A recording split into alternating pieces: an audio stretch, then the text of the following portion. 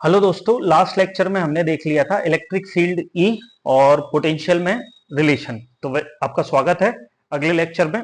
अगला क्वेश्चन लिखिए, question number 8 जो आपकी स्क्रीन पे आपको दिख रहा होगा, डिफाइन इलेक्ट्रॉन वोल्ट। सबसे पहले क्वेश्चन नंबर 8 उसमें लिखिए।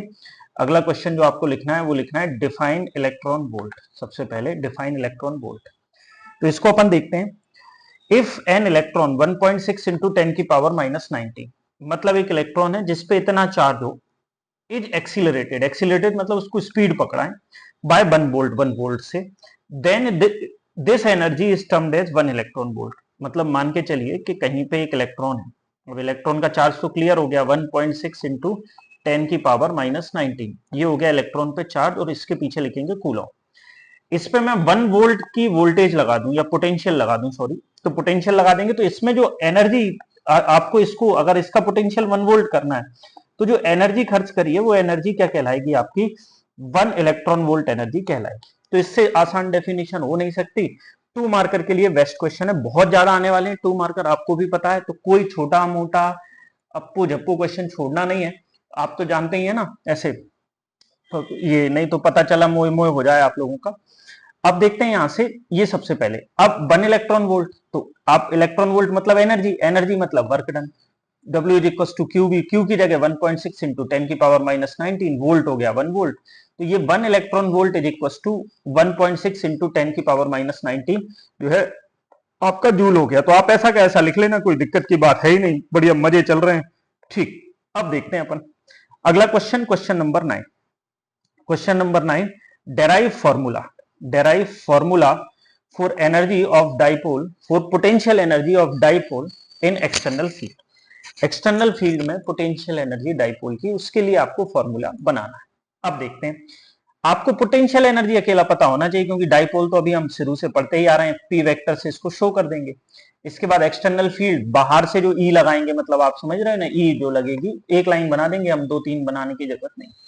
जैसे 11th में आपने स्प्रिंग नहीं की थी, स्प्रिंग, स्प्रिंग को खींच देते थे और फिर यहीं पकड़े रखते थे, जैसे ही छोड़ते थे तो वापस, तो जब तक आपने पकड़ के रखा उसको तब तक उसमें एक एनर्जी भरी थी, जो जैसे ही आपने उसको रिलीज किया, होल्ड से रिलीज किया, वो वापस मिल गई।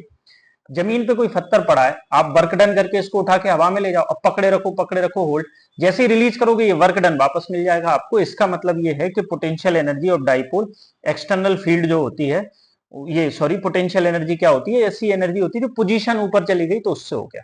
अब आते हैं potential energy of dipole in an external field. अब देखते हैं डाइपोल की पोटेंशियल एनर्जी। सबसे पहले मान के चलो ये है इलेक्ट्रिक फील्ड, कोई डाइपोल रखा मैंने इस पे, ये माइनस ये प्लस, क्या करेगा, प्लस को ऊपर अट्रैक्ट करेगा और माइनस को नीचे, तो ये सीधा हो जाएगा बिल्कुल, मतलब माइनस यहां आ जाएगा घूम के और प्लस यहां पहुंच जाएगा आपका जो प्लस क्यू है, इस तरीके से। तो अगर वो बिल्कुल अपन ऐसे मान लें कि वो यहाँ पे 90 डिग्री, ये सीधा सीधा, अब पोटेंशियल एनर्जी निकालेंगे तो हम क्या कर सकते हैं, सीधा 90 डिग्री के लिए निकाल सकते हैं। पर अगर आपने 90 डिग्री के लिए निकाला, फिर किसी ने कहा 30 के लिए बताओ, तो फिर दिक्कत हो जाएगी। तो हम क्या करेंगे, थीटा एंगल के लिए निकाल लेंगे, मतलब अपन ये मान लेंगे कि हमारी ये थीटा एंगल के लिए निकाल लेंगे सीधे सीधे तौर पर। अब अपन देखते हैं कि इसमें किस तरीके से आगे का हिसाब किताब किस तरीके से किया गया। इसमें देख लीजिए, ये है डाइपोल, डाइपोल का ई से एंगल बन रहा है, ये दूसरा ई दिया हुआ है, ई से एंगल लिखा हुआ है। Let a dipole A B, तो ए बी डाइपोल हो गया, having charge value, charge value q हो गई, एंड डिस्टेंस 2a, दोनों डिस्टेंस 2a हो गया, ए इधर ए इधर, ये 2a हो गया, making an angle of theta with uniform electric field E. ये यूनिफॉर्म इलेक्ट्रिक फील्ड ई और इससे एंगल बना रहा है थीटा, ये आपका मैंने एंगल रेड मार्क कर दिया, थीटा ये। The potential energy of dipole will be equal to work done by dipole in rotating from θ1 to θ2। वही की वही बात, अगर ये मान के चलो कि डाइपोल ये है, इसका एक एंगल हो गया θ1 यहां से और एक एंगल हो गया θ2। अब ये इसकी पोटेंशियल एनर्जी पूछें केवल इतने एंगल की, तो ये θ1 से θ2 ले जाने में तो जो वर्क डन होगा, क्लियर सी बात है, वर्क डन ही क्या होती है, पोटेंशियल एनर्जी होती है। क्लियर हिसाब किताब है, इसमें कोई दिक्कत की बात है ही नहीं, मतलब किसी भी तरीके से अपन बात कर लें तो खुल के। अब देखते हैं यहां से अगली चीज, तो ये हो गई आपकी पोटेंशियल एनर्जी। अब देखते हैं first small work done bye. अब अपन क्या करते हैं, देखना इसको करने के लिए, इसमें तो दिया नहीं है, मैं साइड में एक डायग्राम बनाए देता हूं, आप लोग चाहें तो बना भी सकते हैं, कोई जरूरी भी नहीं है। ये अपना अपन पहले पोजीशन ए बी थी ना, इसको घुमा के इधर ले गए तो इसको डी थीटा एंगल पे घुमा लिया। बिल्कुल स्मॉल एंगल होता है डी थीटा, मतलब इसका मतलब क्या है कि थीटा लगभग 0 के बराबर है, मतलब इतना छोटा काम करके देख रहे हैं पहले। तो मैंने इतना छोटा काम किया, डी थीटा एंगल घुमाया, उसमें जो स्मॉल वर्क डन है वो निकालते हैं। अब यहाँ पे 11th का कंसेप्ट लगेगा। 11th में क्या होता था, work done is equal to torque into displacement होता था। डिस्प्लेसमेंट, छोटा डिस्प्लेसमेंट है तो ये हो गया। तो ये इसको यहाँ पे आप साइड में लिख लेना, कहीं ऐसे ये लिखने की जरूरत नहीं है, आप ये टाउ को लिख लेना। टाउ क्या है, टॉर्क ऑफ डाइपोल। टाउ क्या है, टॉर्क ऑफ डाइपोल, ये डाइपोल का टॉर्क है, ये अपने को हिसाब किताब में रखना है। अब आते हैं पोटेंशियल एनर्जी। अब आपको कहां से कहां निकालनी है, थीटा 1 से थीटा 2। तो मैंने बोला ही है कि अगर थीटा 1 से थीटा 2 जाना है तो बस वर्क डन निकाल लो। जैसे हम क्या करते थे, पत्थर को यहां से यहां, तो यहां से यहां तक की पोटेंशियल एनर्जी कैसे निकालते थे 11th में, ये वर्क डन निकाल लो आप बस अकेला। आप करके अगर 11th में करके आए हो तो उन लोगों को पता होगा, नहीं तो आप याद रख लो। अब u इज इक्वल टू, ये जो यहां से है, तो जो हमारा स्मॉल वर्क डन है इसका इंटीग्रेशन कर देते हैं। इंटीग्रेशन जिनकी बायोलॉजी है उन्हें याद रखना पड़ेगा, जिनका मैथ्स है उन्हें 12वीं के मैथ्स में इतने सारे इंटीग्रेशन के सवाल करने। अब कहां से कहां इसमें लिमिट भी लिखनी पड़ेगी, थीटा 1 से थीटा 2। अगर आपने क्लास 11th में बायोलॉजी वालों ने नहीं पढ़ा है तो अगर आप आगे चल के सोच रहे हैं मैं नीट की तैयारी करूंगा, कुछ करूंगा, तो ऑलमोस्ट आप खत्म हो चुके हैं यहाँ, अगर ये वाले काम नहीं करके आए। बच्चे क्या सोचते हैं कि नहीं 11th में तो ऐसे ही टाइम पास कर लो, 12th पढ़ लेंगे, फिर क्या करेंगे, घर वालों से 1 साल पैसा ले लेंगे, फिर बढ़िया कोटा चलेंगे, मजे से टाइम पास करेंगे, 1 लाख रुपए लगेगा, घर वालों का क्या है, मतलब ऐसे। कुछ बच्चे तो ऐसे होते हैं, मतलब मैं ऐसे बच्चों से मिला हूं कि ठीक है 2 बीघा जमीन बिक जाए, 6 बीघा में से तो कुछ 4 देख लेंगे आके, 2 बिक गई तो कोटा में मजे तो कराएंगे। प्लीज ऐसा मत करिए, आप लोग समझिए कि जब आपने 11th खराब कर लिया है किसी जगह पे तो अपने आप को असेस करिए, सारी व्यवस्थाएं। दूसरा, ऑनलाइन कोचिंग्स में सवाल करके देखिए, मतलब क्या होता है, बच्चों ने फिजिक्स वाला, अन अकेडमी या कोई से भी कोर्स ले लिए, फिर वो क्या कर रहे हैं कि उनके टीचर्स तो करा रहे हैं सवाल, उनके इनके टीचर्स करा रहे हैं। अब फिर ये लोग क्या करते हैं कि पता चली खुद को ही सवाल करके देखेंगे नहीं, खुद से कुछ बन ही नहीं रहा, मतलब ऐसे वो टीचर वहां मेहनत करे जा रहा है, ये कर लो बच्चा, वो कर लो, ये कर लो, पर ठीक है कोई मतलब ही नहीं। तो आप थोड़ा मेहनत करिए उन लोगों के साथ तो आपको फायदा होगा, अदरवाइज कुछ नहीं है, टाइम खराब करने से कोई मतलब नहीं है। जल्दी से 12वीं पास करके कोई अच्छा जीवन में जो है कौशल ढूंढिए, उसके आधार पे या तो रोजगार बनाइए या कोई नौकरी जो भी आप चाहते हैं उसकी तैयारी करिए। आगे देखना, ये हो गया थीटा 1 से थीटा 2। अब डी डब्ल्यू की वैल्यू मैंने क्या रखी थी, थीटा 1 से थीटा 2। प्लीज ये रह गया था, इसको रिकॉर्ड जरूर कर लेना, टाउ इंटू डी थीटा। ये टाउ इंटू डी थीटा, इसकी जगह ये यहां से हो गया। अब हम जानते हैं, वी नो दैट कि टाउ इज इक्वल टू क्या होता है, पीई साइन थीटा। अगर आप पहले करके नहीं आए, पिछले ही चैप्टर में मैंने ये करवाया है, tau is equal to p E sine theta. P क्या होता है वहां, पी डाइपोल मोमेंट होता है, ये साइड में लिख देना प्लीज, फेयर कॉपी बनाते में। डाइपोल मोमेंट है ये, डाइपोल मोमेंट, ये डाइपोल मोमेंट हो गया, सॉरी इसको डाइपोल हो गया, इसको मोमेंट और लिख दीजिए साइड। अब मैंने ये कर लिया। अब देखना आप, जब भी ये घूमेगा तो थीटा बदलेगा, ना तो ई बदल रहा है ना इसका पी बदल रहा है। पी का है पे क्यू और ए पे डिपेंड करता है, तो ना तो दोनों बदल रहे। तो मैंने क्या किया, पी और ई को जो है बाहर निकाल लिया, कांस्टेंट है, साइन थीटा को अंदर रख लिया। अब साइन थीटा का इंटीग्रेशन क्या होता है, आप क्लास 11th में पढ़ के आए होगे, माइनस कॉस थीटा, ये इंटीग्रेशन होता है पूरा का पूरा। तो माइनस कॉस थीटा मैंने लिख दिया। ये कहां से कहां जा रहा है, थीटा 1 से थीटा 2 जा रहा है, ये अपने को याद रखना है। अब आते हैं पीई माइनस कॉस थीटा, तो थीटा 1 से थीटा 2 जा रहा है। अब अपन देख लेते हैं, u is equal to p E हो गया, और इसके बाद क्या करेंगे, अपर लिमिट, तो इसकी जगह थीटा 2 रखा पहले, तो थीटा 2 रख लिया, बीच में माइनस, फिर इस पूरे को उठा के रख लिया माइनस सहित, और इसकी जगह थीटा 1 रख दिया। सॉल्व किया तो ये हो गया। दोबारा से सुन लीजिए, साइन थीटा को अंदर रखा, साइन थीटा का इंटीग्रेशन होता है कॉस, अपर लिमिट रखी, माइनस इसी की जगह लोअर लिमिट रखी, माइनस माइनस प्लस हो गए, इनको जमा के लिख दिया ये, विच इज रिक्वायर्ड फॉर्मूला, बस यही फॉर्मूला है ऐसे ईमानदारी से देखा जाए तो। लेकिन क्या होता है कि इसको एनसीईआरटी में सॉल्व करके दिया जनरलाइज्ड करके, तो आप वैसे लिख लें, theta 1 is equal to 90 degree, जो आपका जो भी है पोजीशन, जैसे प्लस क्यू और माइनस क्यू, ये 90 डिग्री पे होता, तो 90 डिग्री से हम थीटा तक ले आए, तो थीटा 1 90 रख लीजिए, theta 2 is equal to theta रख लीजिए, तो u इज इक्वल टू क्या हो जाएगा, पीई। थीटा 1 कितना रख रहे हैं, 90 डिग्री, तो cos 90 ये रख लिया, इसकी जगह cos 90 हो जाता है 0, तो 0 माइनस cos थीटा 2 की जगह थीटा रख लीजिए, cos थीटा, तो ये हो जाएगा u is equal to minus p E cos theta. ये आपको फाइनल है, मतलब आप ये चाहें विच इज रिक्वायर्ड फॉर्मूला यहां लिख सकते हैं, इससे आपका काम आसान हो जाएगा।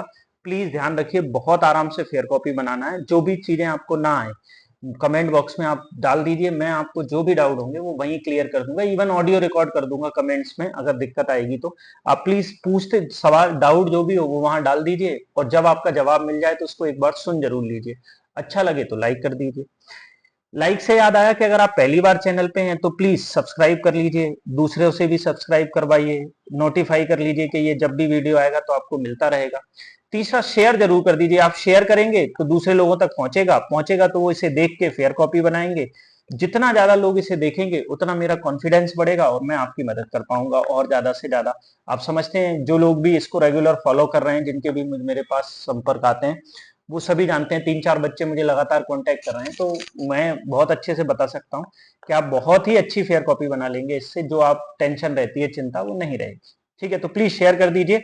100 लाइक्स तक पहुंचाना है, आपकी जिम्मेदारी है। आप ही इस चैनल को आगे बढ़ाने वाले हो। अगला क्वेश्चन है क्वेश्चन नंबर 10। क्वेश्चन नंबर 10 है एक्सप्लेन इलेक्ट्रोस्टैटिक्स।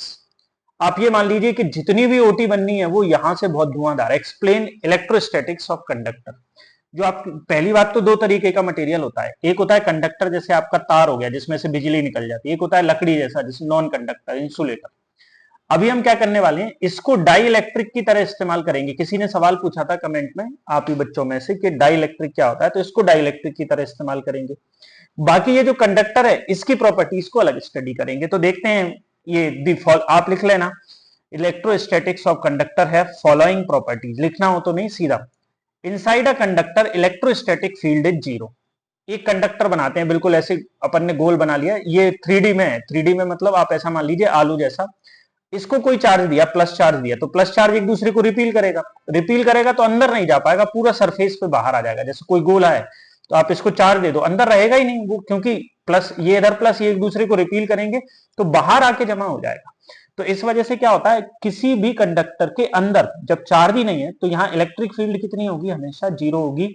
ये बात आपको याद रखना है। कोई भी कंडक्टर हो, किसी भी, क्या होना चाहिए, बस कंडक्टर होना चाहिए। ध्यान रखना, कंडक्टर नहीं है तो फिर आप गलत हो जाओगे।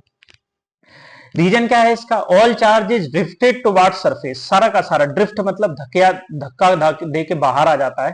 देयरफॉर नो, क्यों आ जाता है, आप चाहें तो और भी लिख सकते हैं, ड्यू टू रिपल्सन। ये और जोड़ लेना यहाँ, due to repulsion of same charge. Same charge, due to repulsion of same charge. Please जो भी लिख रहे हैं एक बार और सुन लीजिए, due to repulsion of same charge. या मैं अच्छे से लिखे देता हूं, एक मिनट जरा, due to repulsion of same charge, repulsion of same charge, same charge. ये इस वजह से बाहर आ जाते हैं तो अंदर फील्ड 0 होती है। At the surface of charge conductor electrostatic field must be normal to the surface of every one. मान के चलिए एक गोला है, इस पे आपने क्या ले लिया, प्लस ले लिया, पूरा चार्ज, लेकिन इसको माना जाता है क्यू, सेंटर पे होता नहीं है, मानते हैं। जैसे आपने 11th में होगा ना, पूरा मास एक पॉइंट पे तो सेंटर ऑफ मास। यहां से कहीं भी इलेक्ट्रिक फील्ड निकालो 90 डिग्री पे निकलेगी, सरफेस से 90 डिग्री बनाते हुए निकलेगी। बस इतनी सी बात है, और ये बात आप समझ गए होंगे। इसको कोई दिक्कत की बात ही नहीं है कि कोई भी सरफेस हो वो 90 डिग्री बनाते हुए ही बाहर निकलेगी, अगर ये कंडक्टर है तो। ध्यान रखना, इट्स कंपलसरी क्या है, कंडक्टर है। तो पहला हो गया, चार्ज बाहर आ जाता है। दूसरा, इलेक्ट्रिसिटी सीधा 90 डिग्री पे, तो ओटी बनता है कि साहब ये इलेक्ट्रिक फील्ड है वो कंडक्टर के सरफेस से कितना एंगल बनाती है उसके charge. The interior of the conductor can have no excess charge in static situation. मतलब मान के चलो कि ये कोई कंडक्टर है, इसको एक बार चार्ज दे दिया। अब स्टैटिक सिचुएशन का मतलब होता है अब कोई चार्ज नहीं दे रहा है। अब कोई चार्ज नहीं दे रहा है तो क्या होगा, पूरा का पूरा चार्ज बाहर रहेगा। डायनेमिक सिचुएशन क्या होती है, हम लगातार चार्ज देते, हो सकता है वो चार्ज धकिया के थोड़ा अंदर आ जाता, फिर मैनेज होने के लिए धीरे धीरे बाहर जाता। तो अभी स्टैटिक की बात हो रही है। स्टैटिक में क्या है, पूरा का पूरा चार्ज बाहर आके जमा हो जाता है, बस उसके बाद उसे कोई मतलब नहीं।